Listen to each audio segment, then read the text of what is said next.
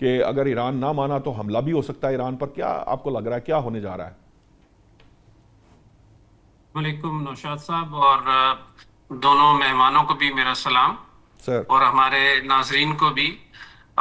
بالکل آپ نے صحیح کہا کہ اس وقت بڑی انسرٹینٹی والی ایک سچویشن ہے، اور ایک وہ خاموشی ہے جو طوفان سے پہلے والی ہے. طوفان جو ہے نا وہ آ بھی سکتا ہے اور نہیں بھی آ سکتا. اچھا. لیکن یہ ہے کہ اس وقت جو سلسلے میرے خیال میں بہتری کی طرف زیادہ انڈیکیٹ کر رہے ہیں. جیسے ہمارے انٹیریئر منسٹر بھی گئے ہوئے تھے ٹیوزڈے کو وہاں پہ ایران میں. جی. تو جو نیگوسیشنز ہیں وہ اب بہتری کی طرف میرے خیال میں جا رہی ہیں، اس لیے کہ آگے کوئی راستہ نہیں ہے. اگر فورس اپلائی کی جاتی ہے کہ آبجیکٹیو سے اس سے حل نہیں ہو پاتے، ہوں. اور دنیا بھی اس وقت کافی زیادہ اس پریشانی میں مبتلا ہے. تو اس حوالے سے جو مڈل آرڈر جو بیچ میں میڈیٹرز ہیں وہ کافی زیادہ کام کر رہے ہیں، جس میں عمان جو ہے وہ ایران کے ساتھ مل کے ابھی 60 ڈیز کا جو ایگریمنٹ ہے وہ ٹیکنیکل پرپوزل تو ہو چکا وہ، اور اس پہ میرے خیال میں کافی ایگریمنٹ بھی ہے. صرف اس کا جو پولیٹیکل اینڈ ہے اس کو تھوڑا سا سارٹ آؤٹ کر رہے ہیں، جس کے اندر جو ان کے ڈپٹی فارن منسٹر ہیں غریب آبادی، انہوں نے یہ کہا تھا کہ اس کو ان کی اسمبلی کے تھرو اس کو پاس کرنا پڑے گا. ان کا آرٹیکل 84 ہے شاید ان کی کانسٹیٹیوشن کا.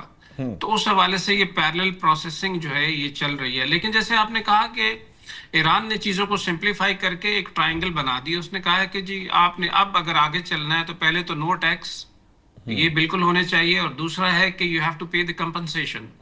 کمپنسیشن میں تینوں چیزیں ظاہری بات ہے کہ ان کے جو فروزن ایسٹس ہیں ان کو بھی انفریز کرنا ہے، سینکشنز کو لفٹ کرنا ہے، اور جو لاسٹ پوائنٹ ہے وہ ان کا ہے لفٹنگ آف بلاکیڈ کا. کیونکہ انہوں نے کہا ہے کہ یہ جو اسٹریٹ آف ہرمز کو 60 ڈیز کے لیے اوپن کر رہے ہیں تو یہ بیسیکلی اوپننگ نہیں ہے، یہ مینجمنٹ ہے.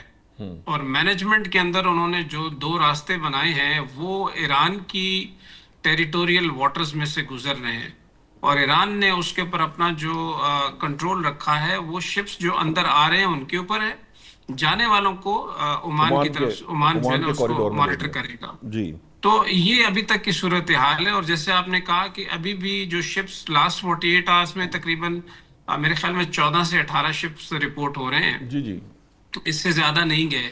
جی. اور وہ بھی ایران کی IRGC جو ہے اس کو مانیٹر کر رہی ہے اور اس کو لے کے چل رہے ہیں. تو اس میں بیسک پوائنٹ یہی ہے کہ اس میں کسی بھی قسم کی ایسی وار مشینری نہ اندر امپورٹ کی جائے گلف کے اندر جو بعد میں دوبارہ ایک سٹرینتھ کریٹ کر کے ایران کی سالمیت کے خلاف استعمال ہو.